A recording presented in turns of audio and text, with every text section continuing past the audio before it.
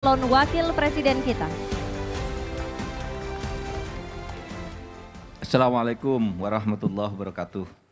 Salam sejahtera untuk kita semua, Swastiastu, Namo Buddhaya, salam kebajikan.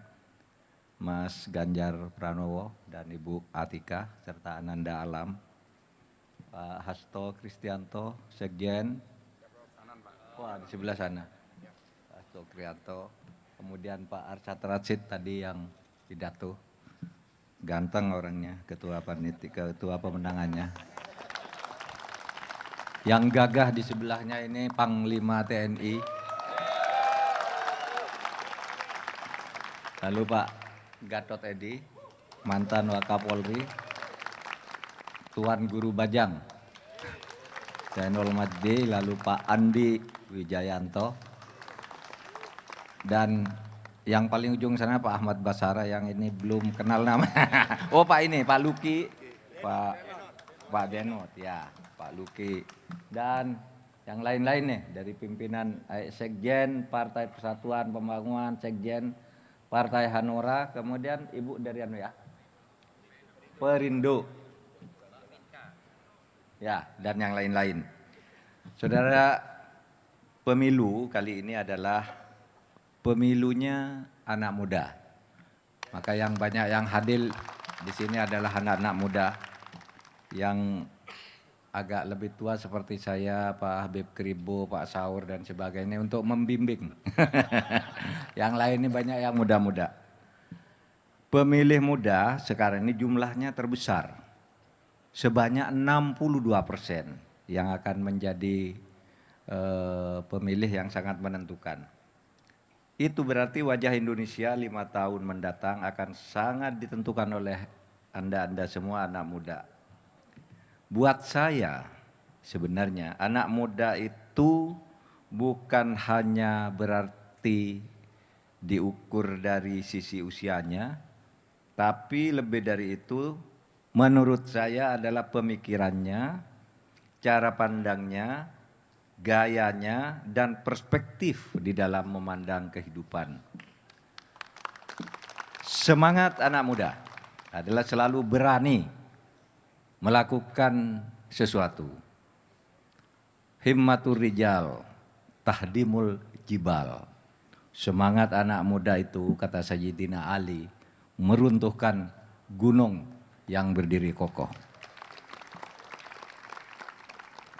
Karena itu saya yang baru saja mendapat kehormatan dari 4 partai politik, yaitu PDI Perjuangan, Partai Persatuan Pembangunan, Partai Hanora, dan Perindo,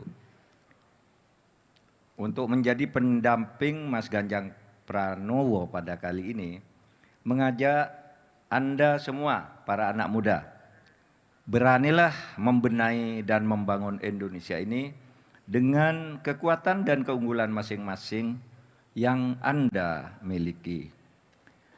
Di era digital ini, anak muda punya ruang yang sangat besar untuk bersuara dan berkiprah untuk membangun negeri ini menuju Indonesia Emas tahun 2045. Saudara, Indonesia Emas itu Indonesia yang digambarkan oleh alinea 2 pembukaan Undang-Undang Dasar 45 yang berbunyi, dan pergerakan perjuangan kemerdekaan Indonesia telah sampailah kepada saat yang berbahagia, mengantarkan rakyat Indonesia ke depan pintu gerbang kemerdekaan Indonesia yang merdeka, bersatu, berdaulat, adil, dan makmur. Itulah Indonesia Emas yang akan kita bangun. Adik sekalian, persoalan utama kita saat ini adalah lemahnya penegakan hukum. Lemahnya penegakan hukum. Kalau di Indonesia ini penegakan hukum bisa dilakukan dengan baik dan benar, maka menurut saya meskipun angka 50% ini adalah dugaan yang sifatnya kuantitatif, taruhlah separuh gitu. Menurut saya separuh dari seluruh persoalan bangsa ini bisa selesai. Kalau hukumnya bagus, maka ekonomi akan bagus. infrastruktur akan bagus, kehidupan-kehidupan lain pun akan bagus, perdagangan dan lain-lain. Saudara, penegakan hukum dengan demikian harus memberikan kepastian hukum ke atas. Tadi saya bercerita kalau ke atas itu kepastian hukum itu antar pengusaha-penguasa elit, penguasa-penguasa elit itu terkadang tidak memberi kepastian hukum, ada tumpang tindih, ada korupsi, kolusi dan sebagainya. Di bawah itu tidak dapat perlindungan hukum. Sehingga bagi saya penegakan hukum ke depan ke atas harus ada kepastian dan ketegasan, ke bawah harus ada perlindungan hukum. Dan itu bisa dilakukan oleh anak-anak muda sekarang. Yang mau berjuang bersama Mas Ganjar dan saya ke depan, mari kita lakukan ini. Kalau saudara punya tekad untuk ini maka bisa kita lakukan bersama-sama. Saudara, semangat untuk membersihkan Indonesia dari korupsi, untuk menuju peta jalan Indonesia Emas tahun 2025 dengan bonus demografi dan kondisi geografis Indonesia yang kaya akan sumber daya alam. Saudara, Indonesia ini mempunyai 17.508 pulau. 17.508 pulau. Penduduknya 276 juta. Sangat luas dan sangat besar jumlahnya. Ini kalau kita kelola dengan baik, apalagi dengan sumber daya alam yang luar biasa. Kekayaan alam, laut, hutan, tambang, emas, nikel dan sebagainya. Itu kita miliki semua. Konon, kalau ini dikelola dengan baik, seluruh rakyat Indonesia itu sudah makmur, sudah sejak beberapa waktu yang lalu. Oleh sebab itu ke depan mari kelola ini dengan baik agar kita betul-betul bisa mengantarkan ke Indonesia Emas tahun 2045. Saya sama sekali tidak percaya kalau ada yang mengatakan bahwa anak-anak muda sekarang ini apatis, cuek dan tidak peduli. Saya ingin memberikan beberapa contoh kasus yang saya hadapi dan harus turun tangan yang direspon di media dan media sosial justru oleh anak-anak muda. Ketika saya mencoba menyelamatkan seorang yang tidak bersalah, namanya Saiful Mahdi, seorang dosen di Aceh, dijatuhi hukuman masuk penjara karena mengkritik institusinya. Saya turun tangan bersama beberapa pejabat di DPR dan lain-lain untuk membebaskan yang bersangkutan. Yang bersangkutan bebas. Dan sesudah bebas, sambutan anak-anak muda luar biasa. Anak-anak muda memberikan semangat dan dorongan untuk penegakan hukum dan keadilan yang seperti itu.